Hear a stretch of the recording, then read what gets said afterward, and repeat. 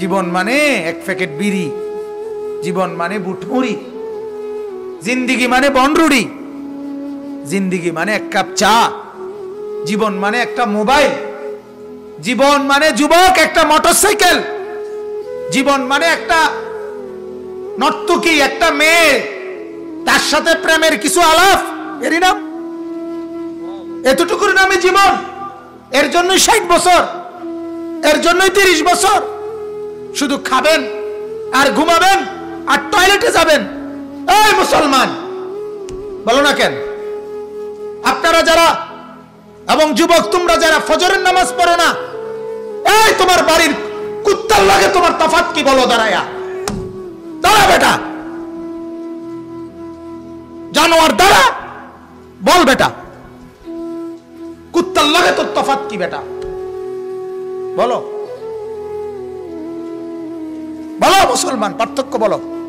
আপনি বলেন আপনার পুতে যার ছেলে ফজরের নামাজ না পড়ে ঘুমায় থাকে, আপনার ছেলের সাথে আর কুকুরের সাথে তফাৎ কি? আপনি বলেন। ওই কুকুর ঘুমায়, কুকুর খাবার খায়, কুকুরেরও প্রজনন আছে, কুত্তার ঘরেও ছাওয়া হয়, কথা কন না কেন? তাহলে পার্থক্য কি? পার্থক্য কি মুসলমান? নিজেকে বুদ্ধিমান ভাবেন। হ্যাঁ, মৌলানা সাহেব এতক্ষণ বলতেছিলেন সমস্ত আম্বিয়া কেরামের মর্যাদা ইলমের কারণে। কি কারণে বলেন না? বলতেছিলেন না? আমিও তো শুনতেছিলাম। সমস্ত আম্বিয়ারা ইলমের কারণে মর্যাদাবান, আল্লাহকে চিনছে, আল্লাহ তাআলা দ্বীনের বুঝ দান করেছে। হায় হায় মুসলমান, বিশেষভাবে অনুরোধ করা হচ্ছে বয়ানটি শুধু আপনি একা শুনবেন না, বরং আপনার বন্ধু বান্ধব আত্মীয় স্বজন পরিবারের সাথে বয়ানটি শেয়ার করে দিবেন, যেন আপনার একটা শেয়ারের মাধ্যমে সবাই বয়ানটি শুনতে পারে এবং এই বয়ান থেকে হেদায়েত পায়। বলা যায় না আপনার একটা শেয়ারের কারণে হয়তোবা কোনো মানুষ এই বয়ানটি শুনে হেদায়েত পেতে পারে, আর একজন মানুষের হেদায়েতের কারণ যদি আপনি হন, তাহলে অবশ্যই আল্লাহ আপনাকে উত্তম কিছু দান করবেন। অবশ্যই ভিডিওটি সবার কাছে শেয়ার করবেন। রবকে এভাবে কেমনে ভুলে গেল? কেমনে আল্লাহকে? আল্লাহ বলেন তুমি যাতে আমাকে ভুলে না যাও, আমি এই জন্য এই রব নাম শব্দটা সবচেয়ে বেশি ব্যবহার করছি। আল্লাহ আমাদেরকে মাফ করে দেন। এজন্য আমার বন্ধুরা এই ফিকির করা যে বলতেছিলাম ওই কথাটা, যে তিনি রাসূল আগের থেকে, তিনি রাসূল কি? কিন্তু যেদিন তিনি 40 বছর বয়সে কালেমার দাওয়াত শুরু করলেন, সেদিন থেকে চূড়ান্ত ভাবে মক্কার কাফেররা ওনার কি শুরু করছে? বিরোধিতা করছে দুই ভাবে, মৌলিক হলো দুই ভাবে। কিছু বিরোধিতা করছে শারীরিক, কিছু বিরোধিতা করছে মৌখিক। কথা বুঝছেন? মানে আমি কম কথাই বলতে চাইতেছি, যেহেতু সময় কম এই জন্য বলছি। বিরোধিতা কয় ভাবে করছে বলেন? কিছু করছে শারীরিক, কিছু করছে কি মৌখিক। শারীরিক বিরোধিতা মানে জুলুম আর নির্যাতন করছে, ঠিক কিনা বলেন? হযরতে বেলাল রাদিয়াল্লাহু তাআলা আনহুর বুকে পাথর চাপা দিয়া রৌদ্রের মধ্যে ফেলে রাখছে। হযরতে খাব্বাব ওনার সাহাবী, দুই পাশের কোমরের গোশত জ্বলন্ত কয়লা, লাল কয়লার মধ্যে চাপ দিয়া ধইরা খুলে খুলে ফেলে দিছে।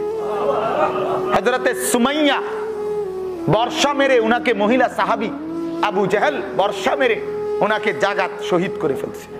হযরতে জানিরা আরেকজন মহিলা সাহাবী, ওনার দুই চোখ উপরে ফেলে দিছে। হযরতে খুবাইব ফাঁসিতে ঝুলাইছে। হযরতে মুসআব বিন উমাইর উলঙ্গ করে ওনাকে পুরা মক্কার গলিতে গলিতে ঘুরাইছে। হযরতে আবু বকর সিদ্দিককে কাবা শরীফের বারান্দায় এমন মারা মারছে, 3 দিন 3 রাত তিনি বেহুশ হয়েছিলেন। আল্লাহর নবী সাল্লাল্লাহু আলাইহি সাল্লামকে আবু লাহাব গলার মধ্যে গামছা জাতীয় কিছু লাগায়া তাই না কাবা ঘরের সীমানা থেকে বের করে দিছে। আবু জাহেল উটের পচা নারী বুড়ি পিঠের উপরে যখন সেজদা দিছে, পিঠের উপরে চাপায়া দিছে। এইভাবে ছোট ছোট পাথর মারতো, কঙ্কর মারতো। তায়েফের বাচ্চারা অজরে পাথর মেরে সমস্ত দেহ মুবারক রক্তাক্ত করছে।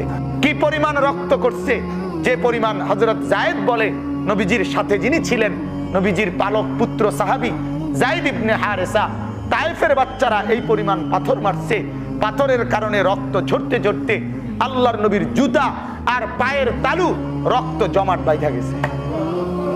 পায়ের পিঠের মধ্যে মৃত্যু পর্যন্ত চালনির মতো ছিদ্র ছিদ্র ছিদ্র ছিদ্র ছিল, এই ছিদ্র আর মিলে নাই। হযরতে আয়েশা বলতেন, আমি বলছি নবীজির পিঠে হাত দিয়া, স্বামী আমার, ইয়া রাসূলুল্লাহ, আপনার পিঠে এগুলো কিসের দাগ, ছিদ্র ছিদ্র? আপনার কি ছোটবেলায় কোনো মারাত্মক কোনো বসন্ত জাতীয় কোনো গুটি বসন্ত কোনো রোগ হয়েছিল কিনা? আল্লাহর নবী চোখের পানি ফেলে বলছে, আয়েশা, আমার গায়ে বসন্তের গোটা বসবে কেন? আমার এই পবিত্র শরীরে কোনোদিন মশাও তো বসে না, আমার এই পবিত্র শরীরে তো কোনোদিন মাছিও বসে না। দেখো না, আমি যেদিক দিয়ে হেঁটে যাই ওই জায়গা পুরা মেশক আম্বরের গ্রাণ হয়ে যায়। হ্যাঁ, এটা হাদিস আছে না? আল্লাহ রসুল যেদিক দিয়ে যেতেন বাকিরা বুঝতো নবীজি এদিক দিয়ে গেছেন। এদিক দিয়ে কিভাবে বুঝতো? ওনার মেশকের গ্রাণ ওনার দেহ মোবারক থেকে বের হতো। আল্লাহ রসুলের সাহাবী মহিলা উম্মে সুলাইম, আনাস রাদিয়াল্লাহু তাআলা আনহুর মা উম্মে সুলাইম, আল্লাহর নবী একদিন গরমের মধ্যে, রৌদ্রের মধ্যে খালি গায়ে পিঠে শুয়েছিলেন, পিঠের মধ্যে তেমন কিছু ছিল না। আল্লাহ রসুলের কপাল এবং পিঠ পাশ থেকে ঘাম ঝরে ঝরে পড়তেছিল। হযরত উম্মে সুলাইম সেগুলো বোতলের মধ্যে ভরছেন। আল্লাহ রসুল বলেন, এগুলো কেন নিচ্ছ? বলছি, ইয়া রাসূলুল্লাহ, এগুলো আমার মেশক আর সুঘ্রাণের কাজ করবে। আল্লাহ রসুল বলেন, আয়েশা, তো যেই পবিত্র দেহের এই হালাত, সেখানে গোটা হবে কেন, সেখানে পোক হবে কেন? মূলত আয়েশা, এগুলো তায়েফের বাচ্চারা যে আমারে পাথর মারছে, সেই পাথরের ছিদ্র হওয়া দাগ। বয়ানটি শুধু শুনলেই হবে না, বরঞ্চ এই বয়ান থেকে আপনাকে আমল করতে হবে। অবশ্যই বয়ানটি মনোযোগ দিয়ে শুনতে হবে। বলা যায় না, হয়তোবা এই বয়ান থেকেই আপনার হেদায়েত চলে আসতে পারে। অবশ্যই বয়ানটি মনোযোগ দিয়ে শুনবেন, ইয়াকিনের সাথে শুনবেন। ইয়াকিনের সাথে যে কোনো কিছু করলে, যে কোনো কিছু শুনলে অবশ্যই তার ভালো ফল পাওয়া যায়। আর বয়ানটি ভালো লাগলে অবশ্যই লাইক করতে ভুলবেন না। আমার শায়েখ আরিফ বিল্লাহ আল্লামা মুফতি মুশতাকুন নবী সাহেব হুজুর আমারে বলছেন, আমি যার হাতে বায়াত, আমার হযরত বলছেন, মাওলানা আপনি মহাজ্ঞানী, মহাপণ্ডিত, এটা বুঝাইবার জন্য ওয়াজ করেন না, এটি থন। শুধু আল্লাহর বান্দাদের কলিজায় আখিরাত জাগায় দেন। কলিজাগুলো বিরান হয়ে গেছে, দিলগুলো একবারে বিরান হয়ে গেছে, এগুলোর মধ্যে গাছ লাগায় দেন। এদের কলিজার ভিতরে আখিরাত পৌঁছায়। কি আশ্চর্য কথা, বাপ কর না, একটা সেজদা কপালে নাই। তুই মুসলমান কেমনে বাপ? তুই মুসলমান কেমনে? আজ 20 বছর তোমার বিবি পর্দা করে না, এটা মুসলমানের বউ কেমনে হয়? এটা মুসলমানের বউ কেমনে হয়? তুমি স্বামী মুসলমান কেমনে? তুমি কি ভুলে গেছো যেদিন এই মহিলাটাকে বিয়ে করছো, সেদিন তো আল্লাহর নামে বিয়ে করছো? কথা বলেন না? সেদিন ইমাম সাহেব তোমারে আল্লাহর নামে বিয়ে পড়াইছে না? আজ আল্লাহকে ভুলে গেলা। আল্লাহর নামে এই মহিলাটাকে গ্রহণ কইরা আজ এই বেড়ির বাজারে ছেড়ে দিলা কেন? এই বেড়িরে হাজারো পুরুষের সামনে ছেড়ে দিলে কেন? তুই মুসলমান না? তোমার আত্মমর্যাদা নাই, তোমার গায়রত নাই। আত্মসম্মান তো থাকে মানুষের, আত্মসম্মান। এক রিক্সার ড্রাইভার, তার রিক্সার মধ্যে কেউ ঠ্যাং লাগাইলে তার পুরা মাথা গরম হয়ে যায়। আপনি দেখেন, এক রিক্সার ড্রাইভার, এই বেটা, এটা আমার ব্যবসা, এটা আমার কামাই, আমার রোজগার, তুমি এর মধ্যে লাথি দিছো কেন? কথা বুঝছেন? আমি একবার এক রিক্সাওয়ালারে বলছি, দূর মিয়া। এটা বলার পর সে এত রাগ হইছে, হ্যাঁ হুজুর আপনি আমার দূর কইলেন কেন? পরে আমি হাত ধরে লাইছি বেটার, আমি বলছি ভাই আমার মাফ করো, আমি আমার অঞ্চলের কারণে, আমার দেশের কারণে আমি বলছি দূর, তোমারে লজ্জা দেওয়ার জন্য বলি নাই। আমি আমাগো কুমিল্লার লাকসাম অঞ্চলের ভাষার একটা টান, এটা দূর মিয়া, এজন্য বলে ফেলছি ভাই। তাহলে তার গায়ে লাগছে, তার আত্মমর্যাদা। আর আপনার বিবি হাজারো বেড়ই দেখে দেখে আসে, আপনার মেয়ে রাস্তার লম্পট ছেলেরা খারাইয়া মতে এরম বেদফে দেখে দেখে তোমার মেয়েরে দেখে দেখে হাসে, তোমার গায়ের হতে লাগে না? তুমি বেড়ই, তুমি বাপ, তুমি স্বামী। ছি ছি ছি ছি ছি।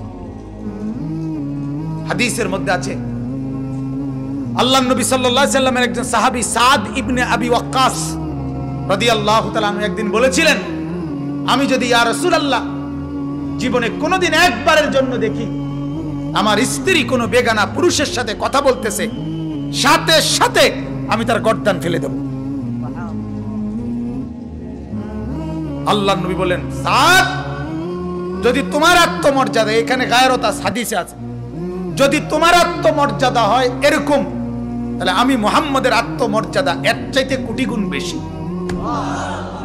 এরপরে বলছে, সাদ, যদি আমার আত্মমর্যাদা হয় কোটি গুণ বেশি, আমার আল্লাহ রব্বুল আলামিনের আত্মমর্যাদা আরো কোটি গুণ বেশি। এজন্য আল্লাহ তাআলা কোন ফাহিশ অশ্লীল কাজ করে যারা, জিনা, ব্যভিচার, নাচ গান, বেহায়াপনা, উলঙ্গপনা, আল্লাহ তাআলা তাদেরকে, বেহায়া নারীকে আল্লাহ তাআলা জান্নাতের গ্রানটুকুও নাকে লাগতে দিবে না। কেন? গায়রত। আল্লাহ তাআলার আত্মসম্মানে লাগছে। জন্য হাদিসে আল্লাহর নবী বলছে, বেহায়া নারীকে, বেপর্দা নারীকে কি দিবে না? জান্নাতের গ্রানটুকুও নাকে লাগতে দিবে। অথচ আল্লাহ রাসূল বলছে, ওয়া ইন্না রিহাহা লা তুজাদু, জান্নাতের গ্রান পাওয়া যাবে 500 বছরের রাস্তা দূরে থাকতেই জান্নাতের গ্রান লাগে না, এত দূরে থাকতে। তবুও ওই নারীকে, বেহায়া নারীকে জান্নাতের গ্রান নাকে লাগতে দিবে। কোরআনুল কারীমের তেলাওয়াত, কোরআনুল কারীমের জিকির, কোরআনুল কারীমের তাফসীর, কোরআনুল কারীমের ওয়াজ, কোরআনুল কারীমের বয়ান, কোরআনুল কারীমের মাদ্রাসা, কোরআনুল কারীমের খেদমত, আল্লাহর কসম আল্লাহ তাআলা বলে, যদি কেউ এর বিরোধিতা করো, যদি এর বিকল্প কোনো কথা বলো, তাইলে আমি আল্লাহ চ্যালেঞ্জ করলাম, এর বিকল্প কিছু তুমি পেশ করো। কেন বিরোধিতা করবা? কেন এর বিপক্ষে যাবা? এর বিকল্পটা তুমি বলো। বোঝেন নাই আমার কথাটা? এই ছেলে কোরআন শরীফ পড়ায় মহল্লার বাচ্চারে, আপনি যদি বলেন না পড়াইতে পারবে না, তো তুমি এর বিকল্পটা কও। কথা বুঝেন নাই? কি করতো তুমি কও, তাইলে তুমি এটা বলো। তা তুমি কোরআন শরীফ পড়াইতে পারবা না, তুমি হাট্টিমা টিম টিম, তারা মাঠে পারে ডিম, তাদের খাড়া দুটো শিং, তারা হাট্টিমা টিম টিম, এ টিম টিম টিম টিম করবা। তুমি কি করবা? Team team team team team team করবা তুমি। তো হাট্টিমা টিম টিম, আমি প্রায় বলি, আপনারা মনে অনেকে শুনছেন আমার এই কথাটা, যে আসমানের নিচে জমিনের উপরে হাট্টিমা টিম বলতে পৃথিবীতে কিছু নাই, চাঁদের দেশেও নাই, মঙ্গল গ্রহেও নাই, সৌরজগতেও নাই, আটলান্টিক মহাসাগরের নিচে হাট্টিমাটিম বলতে কিছু নাই, হিমালয় পর্বতের উপরে হাট্টিমাটিম বলতে কিছু নাই, পৃথিবীর কোথাও কোনো পশু পাখি জন্তু জানোয়ার কীট পতঙ্গ হাট্টিমাটিম নামে নাই। তাহলে হাট্টিমাটিম কিতা? আমি বুঝছি, আমার গবেষণা হইল না না, আমি এটার উপরে চিন্তা করছি হাট্টিমাটিম কি। আমার গবেষণা হইল হাট্টিমাটিম হইল এটা যিনি লেখছেন তিনি। হাট্টিমাটিম হইল তে নিজে যে লেখছে। আর এটাও বুঝছি, এটা যখন লিখছে তার আগে উনি পুরা বোতল খাইছে, বোতল কোনো অর্ধেক খাইছে না, পুরাটা ডাইলা দিছে। এই জন্য পুরা বোতল মারিয়া দাও, ওনার মাথার থেকে এই কথাটা বাইরেছে, হাট্টিমাটিম টিম। কারণ যেটার শিং খারাপ হয় এটা ডিম পারে কেমনে? পাগল কারে কয়? পাগল কি পরিমাণ হয় বলেন নাউজুবিল্লাহ। আকডুম বাকডুম গোরাডুম এই নামে পৃথিবীতে কিছু নাই। আকডুম বলতেও কিছু নাই, বাগডুম বলতেও কিছু নাই, গোড়াডুম বলতেও কিছু নাই, তার মাথার ডিস্টার্ব। ঠিক কিনা বলেন? কাউকে ব্যঙ্গ করা মূল মাকসাদ না, মূল মাকসাদ এই কথা বুঝানো যে ইনশাআল্লাহ আল্লাহর কোরআনের সাথে মৃত্যু পর্যন্ত লেগে থাকবেন। বলেন ইনশাআল্লাহ, বলেন ইনশাআল্লাহ, বলেন ইনশাআল্লাহ। আল্লাহ আপনি কবুল করেন। আমার বাপ, আমার কথা, আমার শব্দ, আমার আচরণে যেন কোরআনের বিরোধিতা বোঝা না যায়, তাইলে হাসরের ময়দানে কষ্ট পাবেন। আমার বাপ হাসরের ময়দানে কষ্ট পাবেন। ফাত্তাকুন নার, ফাত্তাকুন নার। আল্লাহ বলছে কোরআনের বিরুদ্ধে বলবা, কোরআনের বিপক্ষে থাকবা, কোরআনের সাথে কোন রকম দুশ্মনী করবা, তাইলে জাহান্নামের আগুনে জ্বলার জন্য প্রস্তুত হও। আল্লাহ আমাদেরকে মাফ করে দেন, আল্লাহ মহল্লাবাসীকে মাফ করে দেন, আল্লাহ পাক সকলকে কবুল আর মঞ্জুর করে নেন। যেই বাচ্চারা এই নাসির ভাইয়ের মাদ্রাসায় কোরআনুল কারীম পড়ছে, আল্লাহ প্রত্যেককে কোরআনওয়ালা, নামাজওয়ালা, সেজদাওয়ালা বানিয়ে দেন। যত মহল্লাবাসী সহযোগিতা করছে সকলকে আল্লাহ তাআলা কবুল করেন, আল্লাহ সকলকে হিম্মত দান করেন। বাবারা, মুরব্বীরা, আপনাদেরও কোরআন ঠিক করা দরকার, জওয়ানেরও কোরআন ঠিক করা দরকার, স্কুল কলেজের বাচ্চাদেরও কোরআন ঠিক করা দরকার। আল্লাহর কসম, অশুদ্ধ কোরআন যিনি পড়েন, অশুদ্ধ যার সূরা কেরাত, তার নামাজ হয় না, হয় না, হয় না, দৈন্তান নয়কান না। আল্লাহর রাসূল 3 মাস, আল্লাহর কসম, হাদিসে আছে, চুলায় আগুন জ্বলে নাই। আপনি কারে দিয়ে বুঝান? হযরত আবু বকর, ওমর এরকম বড় মাপের সাহাবী, হাদিসে পরিষ্কার আছে, টানা 3 দিন একটা খেজুর মুখে দিতে পারে নাই। তাইলে আপনি অভাবের উদাহরণ কি দিয়ে বলছেন? আমি অটো চালাই, আমি কেমনে নামাজ পড়ব? আমি সিএনজি চালাই, আমি কেমনে নামাজ পড়ব? আমি দোয়ানদারি করি, সাদওয়ান হুজুর, আমার সময় কোবা। কি আলাপ, কি আলাপ? আপনি বাজার করেন কেমনে? আপনি রাইতে ঘুম যান কেমনে? আপনি পেশাব পায়খানা করেন কেমনে? আপনি সকালের নাস্তা খান কেমনে? আপনি দুপুরের ভাত খান কেমনে? আপনি বিকালে মোগলাই পরোটা চা খান কেমনে? আপনি রাইতে ভাত খান কেমনে? আপনি বউরে লইয়া মার্কেটে যান কেমনে? আপনি শ্বশুর বাড়ি যান কেমনে? আপনি মোবাইল রিসিভ করেন কেমনে? আপনি বন্ধুদের লগে আড্ডা মারেন কেমনে? হিডি করেন কেমনে? কি রে ডাকাত, এগুলা করেন কেমনে? কথা বলেন না। এগুলো সব মিলে সময়, সেজদা দিতে সময় মিলে না, ঠিক না? সেজদা দিতে কি মিলে না? সময় মিলে। কেন?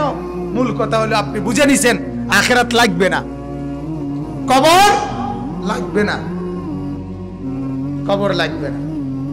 হুজুরের কাছে 50 টাকা দিয়ে দিলে হুজুরে 1 বছরের ব্যস্ত, মানে কবরের আযাব গুনাহ টুনা মাফ করাইয়া 50 টাকা দিয়া হুজুরে ব্যস্ত মিলাই দিবে, 100 দিয়া। বাহ বাহ বাহ, মানে হুজুরে, হুজুরে আমরা ব্যস্ত, তো আমার কাছে টেন্ডার, বেহেশতের ঠিকাদার আমি। কথা বলেন না কেন? বেহেশত আমার বাপের। তাইলে এক আলেমে দিন দোয়া না করতে পারে, আল্লাহর কাছে বলতে না পারে, না আমার হাতে, না 100 টাকার কাছে, তাইলে ফয়সালা কার কাছে? তো নবীজিকে পর্যন্ত আল্লাহ বলছে, বন্ধু হাসরের ময়দানে আপনি সুপারিশ করবেন, কিন্তু ফয়সালা দেব আমি। বুঝেন নাই আমার কথাটা? নবীজি কি করবে? সুপারিশ করবে। নবীর সুপারিশ মানেই জান্নাত। কথা বলেন না, কথাটা বুঝেন, বুঝেন। নবীর দাওয়াত মানে কি? কালেমা। তাহলে আবু লাহাব কালেমা পড়লো না কা? আবু জেহেল কালেমা পড়লো না কা? নবীজি তারে দাওয়াত দেয় নাই? আরে কথা বলেন। আবু তালেব কালেমা পড়ে নাই কেন? নবীজি তাকে দাওয়াত দেয় নাই? আমরা কিতাবে পড়ছি আবু জেহেলকে আল্লাহর নবী 4000 বার, 4000 বার নবীজি শুধু আবু জেহেলকে কালেমার দাওয়াত দিছে। 4000 বার বলছে, কালেমা পড়ে নাই। তাহলে নবী দাওয়াত দিলেই কালেমা। কথা কন না কেন? বরং ফয়সালা কোথায়? ঠিক এটা ওইখানেও, এটা এখানে যেরকম ওইখানেও কি? এখানে যেমন নবী দাওয়াত দিলেই ঈমান না, ফয়সালা কার? ওইখানেও নবী সুপারিশ করলেই জান্নাত না, ফয়সালা কার? আল্লাহ। তো মনে রাখবেন, এই বুঝ করে চললেন, এই বুঝ করে চললেন। নবী সুপারিশ করবে, কিন্তু নবী জান্নাত দিবে না। নবী জান্নাত দিবে? নবী জাহান্নাম থেকে বাঁচাই দিবে না? সুপারিশ, সুপারিশ, সুপারিশ। আল্লাহ তাআলা নবীকে বলছে, বন্ধু আপনাকে খুশি করাই দেব, আপনাকে রাজি করে দেব, এই পরিমাণ আপনার বান্দা উম্মত জাহান্নাম থেকে জান্নাতে দেব, আপনি খুশি হবেন, আপনি রাজি হবেন, কিন্তু সেটা যে আমি থাকবো তার নিশ্চয়তা কি? কথা বোঝেন নাই? তার নিশ্চয়তা কি? বয়ানটি যদি আপনাদের কাছে ভালো লাগে থাকে তাহলে অবশ্যই ভিডিওতে একটা লাইক করে দিবেন। আর হুজুরের বয়ানগুলো আপনাদের কাছে কেমন লাগে অবশ্যই ভিডিওর কমেন্ট বক্সে কমেন্ট করে জানাবেন। আর এইরকম হুজুরের বয়ান প্রতিনিয়ত পেতে আমাদের এই যুবকের পরিবর্তন চ্যানেলটি অবশ্যই সাবস্ক্রাইব করে রাখবেন। ধন্যবাদ।